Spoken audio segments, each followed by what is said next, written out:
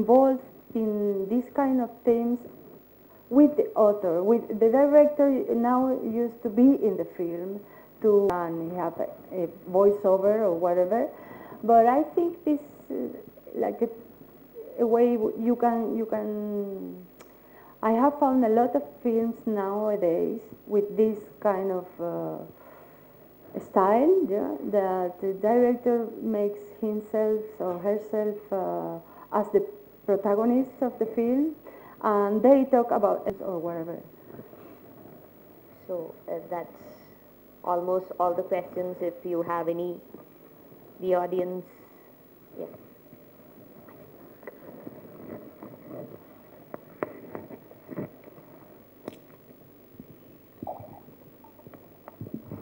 Andrea, thank you so much, and also Madhavi, thank you.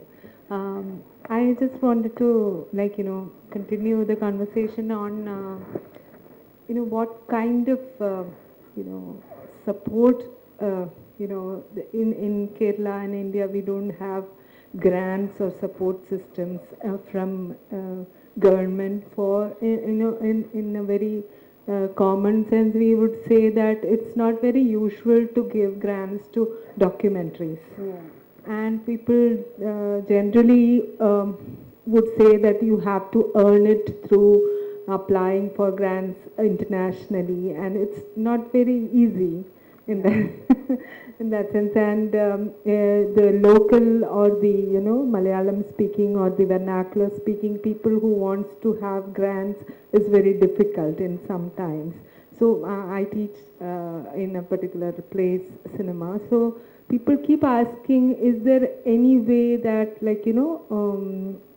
where there is a pitch for vernacular or the local, kind of documentary interest. I mean, keep pursuing that, and you can make regional regional subjects. And do you know anything about it? That's one question, which maybe is a very general answer in that sense. But I wanted to ask something else.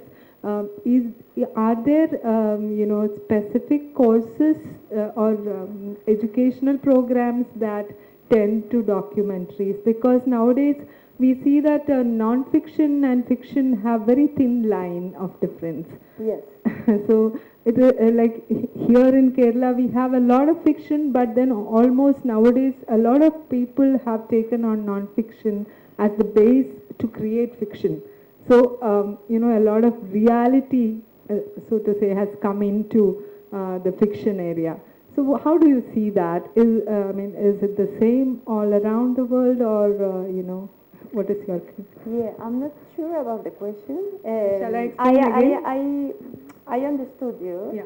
I understand that the first question was about some fiction forums or whatever grants for all over the world documentaries. I didn't bring names, but I am sure you have, IDFA festival in Rotterdam. There was another one. In the States, they have it. Sundance, they have. I don't have names, but maybe I can give you some list. There are some lists on the websites of these kind of forums that used to be for all over the world films. I don't have a special recommendation, not because it's not because they are bad, just because I don't know very well these kind of forums. I'm not involved because I don't produce, so I'm not very involved with these kind of grants or fundings or pitching forums. I know them, and there are a lot. I think it's difficult to get them. It's difficult even. I am not saying difficult to get something when you get there. It's difficult to get there.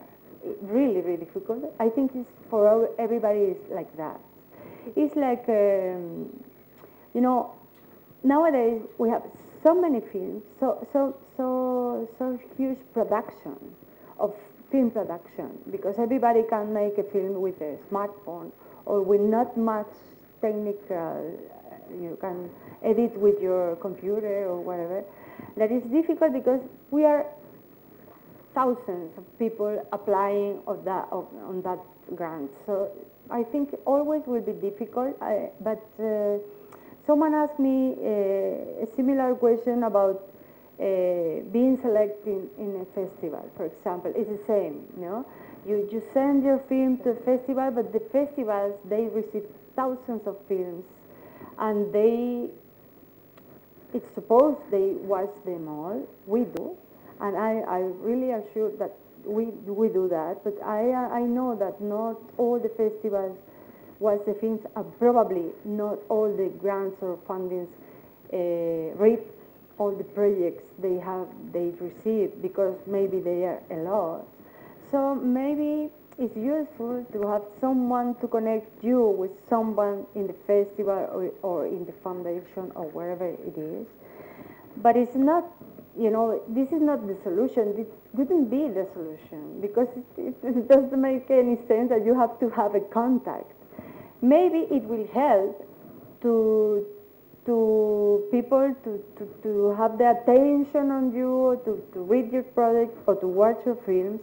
It can work, but I know there is a lot of persons who cannot have any contact, because you don't have to have it, you know. It's impossible to have these contacts. It's really difficult.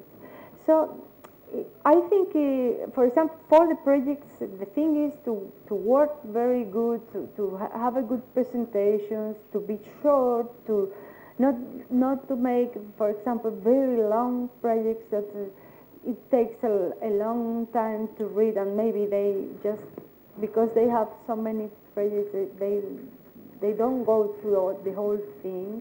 I think maybe it's good, and this is what we wanted to do in Spain. It's good, for example, to have a workshop about how to present the project, how to send it.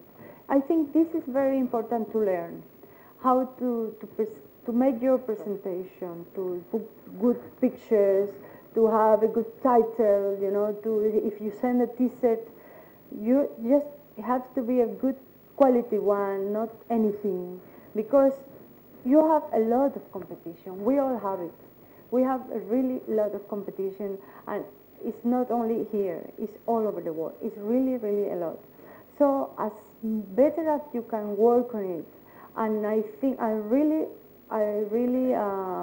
fan of short things, because you know, these people, they don't have time, they are very busy, they receive a lot of, so if you are short, if you are brief and concrete presentations, I think you can have more opportunities. Even, I know it's very difficult.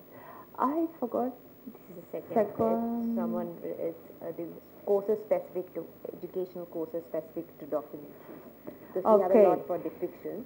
Yeah, there are lots of courses, but I thought you were talking about the audience or filmmakers. Line between yes, and fiction. yes, yeah. I think the same, and I mean now we don't have many differences on genders. Even, for example, in Documenta Madrid, we have one section that is called Fugas. It's Spanish name. I don't have the translation.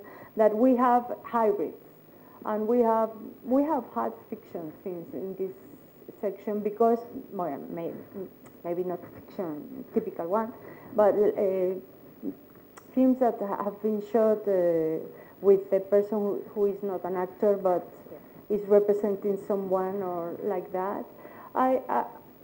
Anyway, I think, how can I say this? Probably the gender will always exist, will remain for a long time, but finally in the festivals, they are all mixed. They are, each time they are all more and more mixed, and I think we still have documentary workshops. We still have, because we have a lot of great studies. Even if the genders are joining or whatever we call it, I think documentary is always a film that gets something from reality. Even it's not exactly a documentary or a political one.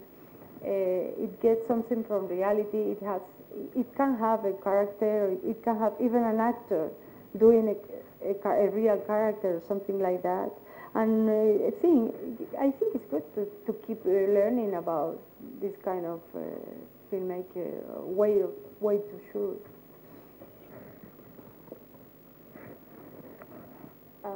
You have a in production house, Elmar Films. Elmar Films. You still have. No, it is not a production. Okay. I funded it as a distributor house. Okay, distributor house. It wanted to be like that, but I was only for 1 year working in that because just for this reason that nobody in Spain distributes documentaries, and I was really surprised because I knew such great documentaries that they haven't been shown in Spain. Even maybe you were surprised because maybe you thought that there are some distribution of these films. There is not. Even for him, it's difficult to get funds, to get finance, to get his film finance. But more difficult is to distribute them in some places. I mean, in France, there's no problem. He has a great distributor. It goes all over the country, in a lot of cinemas, and in the States and in UK. There are places where it works really good, but not in Spain. So I tried to distribute this film, Nostalgia of the Light, that didn't get any distributor after he won a prize in Cannes, and he won the better documentary at European Film Association. And after that, even that, it wasn't important. When I was the first time in the beginning, I went to I knocked the door and I said, "Don't you want to distribute this film? Just to try, So, and the distributor said, "No, this is a risk for me. I cannot risk this because I will waste money. No waste. I will lose money." They said that, so I was very surprised, and I said, "I'll try to do it." So I found this enterprise. It's a little bit. It was me, just me, to make the legal questions to be able to do that, and I do it in a very independent way. It was really just calling the cinemas, sending the copies. I bought some copies, and I could make like these films. They have a name, the cinemas of art cinemas, that they have different program or not the commercial program, and it goes through the country a little bit. But maybe I've got 5,000, how do you say, audience, the persons, I forgot the word. Not many, and I didn't earn any money. I just covered my expenses, that was all. And I have tried to move some documentary films to festivals, but I can do it better because I am very connected. And now I'm more, but in that moment I was a little bit connected with film festival, and I knew which festival could be interested in each film. So I made for a while this, and maybe when I finish my work in documentary, maybe I will get back, because I really like it. But the problem is you don't earn any money with that. So you have to do something else. As the filmmakers, that they have a work for living, and in the holidays or in the free time they do the films. It's the same. So it's difficult because you need to make something for living. And I have to manage. I think I will manage some way to keep in doing, because I like that. But I have to manage. How can I do that? So I guess we'll wind up the session for the day. Thank you, ma'am, for spending some time with us. Thanks to you. Thank you so much. It's been a pleasure. It's same here. Thanks to you all. Thank you.